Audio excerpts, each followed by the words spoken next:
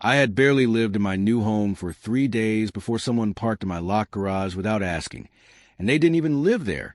By the time I discovered who it was too late. The woman was the president of the HOA and believed she had every right to use my property like it was hers. The mistake she made? Thinking I wouldn't do something about it.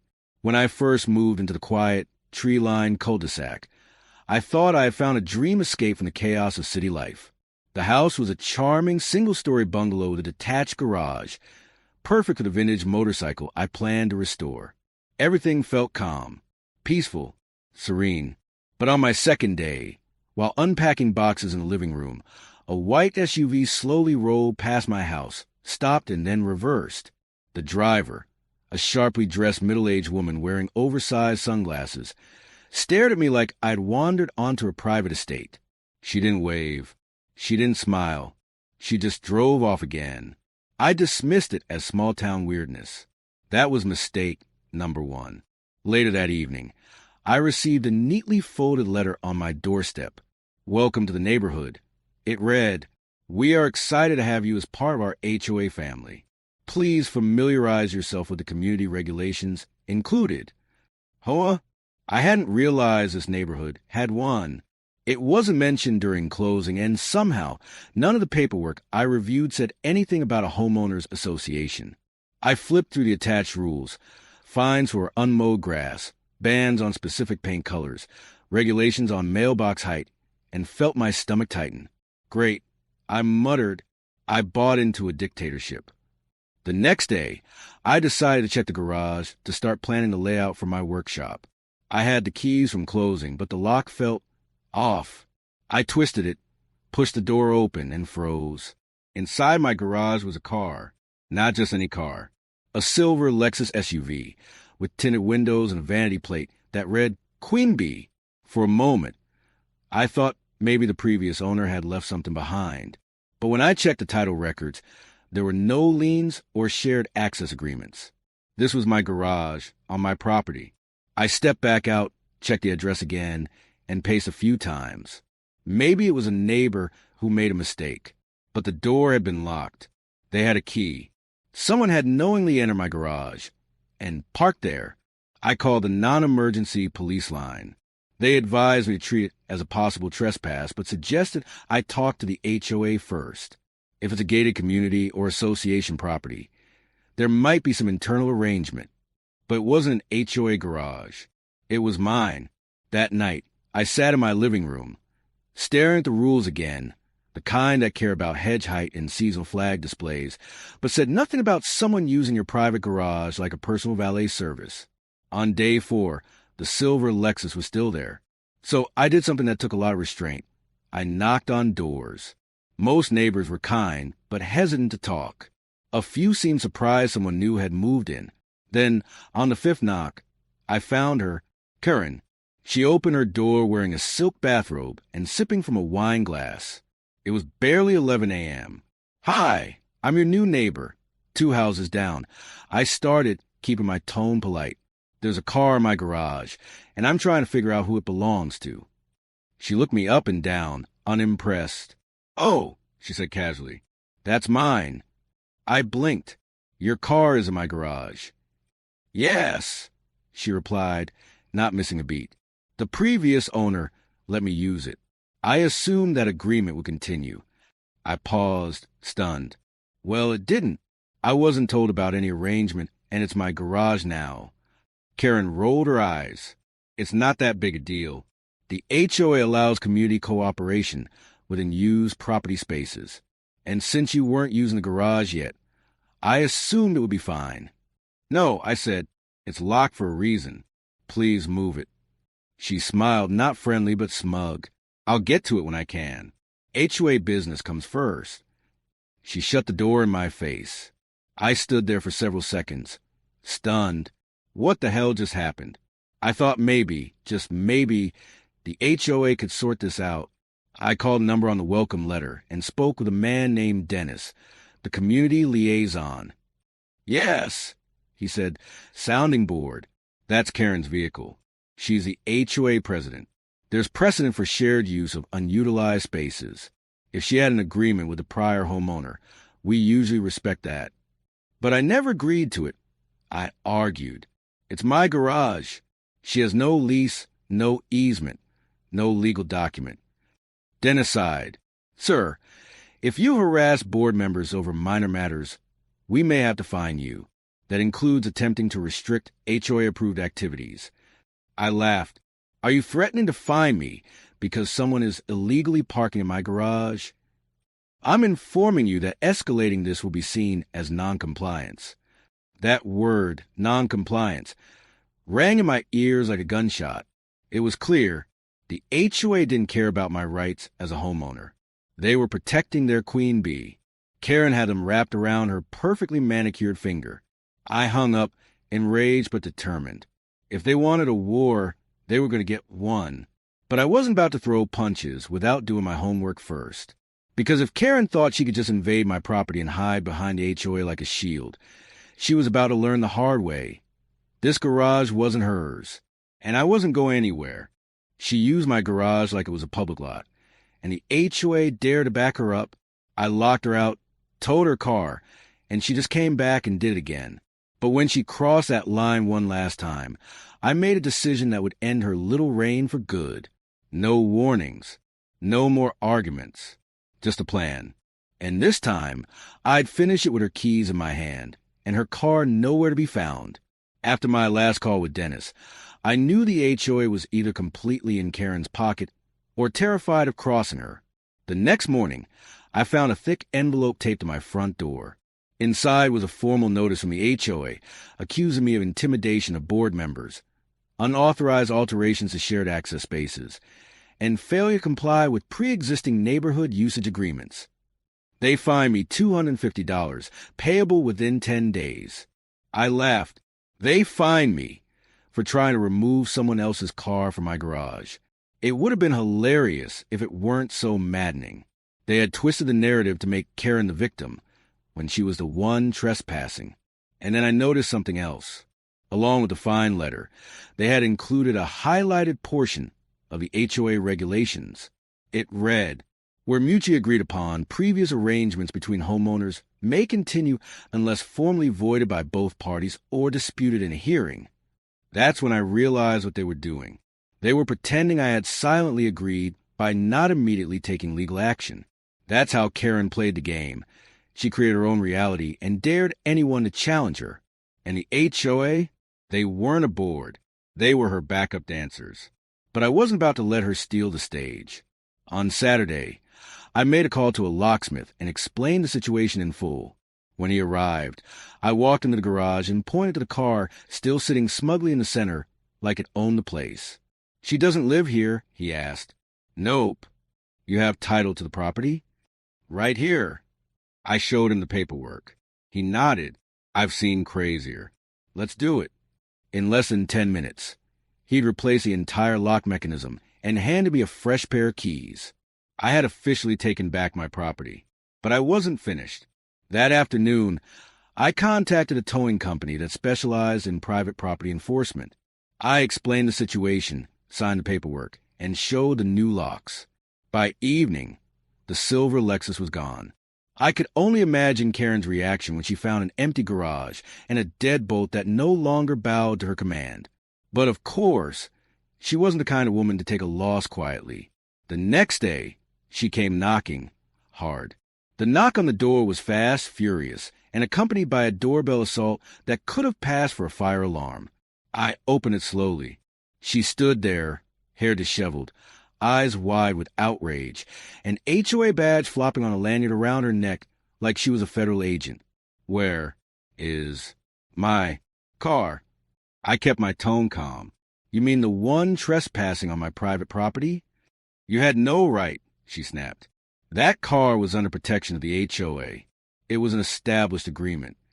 No agreement exists between you and me, I replied. And since the car was unauthorized, it was towed legally. She pulled out her phone, recording. This is going to court. I'll sue you into bankruptcy. Please do, I said, pointing to my own phone, already filming. Make sure to explain to the judge how you broke into a locked garage and parked there without consent. That'll go over well. She paused. For the first time, I saw the flicker of doubt behind her rage. But Karen wasn't done. The next day, she had the audacity to retrieve her car from the tow lot, and then that same night, used a spare key and parked it back in my garage. She'd broken again. Only this time, I caught her in the act. I heard the creak of the garage door just after 11 p.m. Quietly, I slipped out the back door with my phone in hand and crept around the side of the house. There she was, sliding the Lexus back into its usual position like nothing had changed. She stepped out, smug and victorious, until I clicked on my flashlight. "I hope that video's worth it," she said coldly. I didn't respond. I didn't need to, because by the next morning, I had an appointment with someone far more useful than the HOA. His name was Daniel Ruiz, property attorney, straight-talking, sharp-dressed, and already annoyed before I finished my sentence. "You own the house, the lot, and the garage?" "Every inch of it." "Did she ever sign an easement agreement with the previous owner?" "Nope." "Any clause in your deed granting her access?" "None." He leaned back in his chair and grinned. "Then she's cooked." He explained that property rights were on my side, 100%. If Karen had no written agreement, her use of my garage was not just trespassing. It could be argued as a form of property theft. Then he said something even more interesting. If she's left the vehicle there for an extended time without permission, you may be able to file a claim of abandonment and have it removed permanently, even sold. My ears perked up. Even sold? If she doesn't retrieve it after being notified, and you follow the right steps, yes. Suddenly, the path was clear. I walked out of that office feeling like a man armed with a blueprint for war. That night, Karen's Lexus sat silently in the garage again. But this time I wasn't angry. I was patient, because the countdown had begun. Karen thought breaking into my garage and parking there again would win the war, but I was done playing defense. With a top-tier lawyer in my corner and the law on my side, I set a trap with paperwork sharper than any blade. And when the final timer ran out, I did something she never expected. I got rid of her precious car, legally. Armed with attorney Daniel Ruiz's strategy, I went to work methodically. First, I followed the legal steps to file a notice of abandoned vehicle. In my state, if a vehicle is left on private property without consent for 15 days or more, the property owner can notify the DMV, file a claim, and, if unchallenged, have the vehicle either impounded, auctioned, or scrapped. And Karen had already left her Lexus in my garage for more than 2 weeks, twice, with documentation in hand. Photos with timestamps, security footage showing her sneaking in late at night, and even locksmith receipts proving I had tried to block her out. I filed a notice. Next, I posted a formal letter to Karen's door and sent one by certified mail, stating her vehicle had been deemed abandoned and must be removed within 15 days, or it would be disposed of. Of course, she ignored it. She always did. To her, my garage was her empire, and I was just the annoying subject rebelling against her rule. But this wasn't a game anymore. It was law. And every day that ticked by, I got closer to the moment that would turn this saga into legend. On day 12 of the countdown, I received a furious email from the HOA board. They demanded that I cease any unauthorized action regarding community member property, referring, once again, to Karen's Lexus. They called my legal filings a hostile act and threatened escalation and formal reprimand. But here's what they didn't expect. I sent back a copy of the law, not just my state's property code, but the HOA charter itself. And here's the gold nugget I highlighted. Homeowners maintain exclusive rights to private garages unless an easement agreement is formally recorded and submitted to the board registry. There was no such easement. Karen had no claim, and by supporting her without documentation, the HOA had actually violated their own rules. I didn't just reply to the board. I CC'd my lawyer. And for good measure, I copied 2 other homeowners I knew had been harassed by Karen over petty issues. The next day, the HOA president called me personally. His tone was different, measured, careful. "We may need to reassess how this matter has been handled," he said. "Good," I replied, "because in 3 days, I'm legally disposing of the vehicle unless she removes it herself." "You wouldn't." I smiled. "Try me." On the 15th day, I woke up early, Birds chirped. The sun filtered through my curtains. It was a perfect day to destroy Karen's illusion of control. At 8 a.m. sharp, the tow truck arrived, this time sent by the scrapyard I contacted earlier. I'd chosen a certified recycling center to ensure everything stayed by the book. As the truck backed into my driveway, Karen came running. Not walking, not storming, running. Hair unbrushed, house slippers flopping against the pavement. She screamed. "Stop. You can't do this." I called the police. Too late. I handed the tow operator the paperwork. He double-checked the documents, the photos, the date stamps. Then he calmly attached the chains to the Lexus. Karen tried to block him, physically standing between the car and the lift. That's when the patrol car arrived. An officer stepped out, calm but authoritative. "What's going on here?" Karen pounced. "This man is stealing my car. This is my garage. He forged documents and is destroying private property." The officer turned to me. I handed him the file, every notarized document, the notice of abandonment, the HOA charter, the deed to my property, even video evidence of Karen entering the garage unauthorized. The officer flipped through it, whistled softly, then turned to Karen. "Ma'am, this appears to be fully legal." Karen's jaw dropped. "You can't be serious. I'm on the HOA board." The officer didn't blink, and he owns a garage. The tow truck lifted the Lexus. Karen screamed as if her firstborn was being taken. And just like that, the car was gone. In the days that followed, you'd think Karen would have gone quiet. But no, she doubled down. She called an emergency HOA meeting and tried to rally the board to censure me. She stormed from house to house handing out poorly photocopied neighborhood violation warnings she'd made herself. She even stood outside my property with a homemade sign that read, "Garage Thief." But things didn't go the way she planned. For the first time, other neighbors started speaking up. Turns out, I wasn't the only one she'd bullied or manipulated over the years. People shared stories of random fines, harassment about lawn colors, threats over fence heights. A few had been forced to repaint their mailboxes after receiving Karen citations, which turned out to be completely unofficial. A small group of residents organized and filed a formal petition to remove Karen from the HOA board. They called for transparency, new elections, and a full audit of Karen's actions and expenses.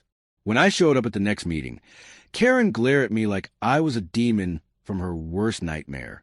But I didn't need to say a word. The room had already turned against her. Karen thought she was untouchable. The HOA queen, untouchable in her castle of paperwork and fake fines. But when the community finally rose up and the audit exposed everything she'd hidden, Karen didn't just lose her Lexus. She lost the one thing that mattered more, her power. And I got front row seats to watch it all crumble. Karen's homemade garage thief sign stayed up for 3 days. She planted one at the neighborhood entrance and taped another to her window. But by the 4th morning, both had been removed, silently and unanimously. The silent rebellion had begun. Word spread like wildfire that Karen had illegally entered my garage not once, but twice. That she'd forged warnings. That she'd used her position on the HOA to harass neighbors, all while acting outside the bounds of the charter. It wasn't just me anymore. Pam from 2 doors down shared how Karen fined her $100 for having an unapproved birdhouse. Miguel said she harassed his teenage son for parking too close to the mailbox, even though there were no such restrictions. When I posted a timeline and legal summary of my ordeal on the neighborhood forum, with screenshots, citations, and documents, residents were stunned.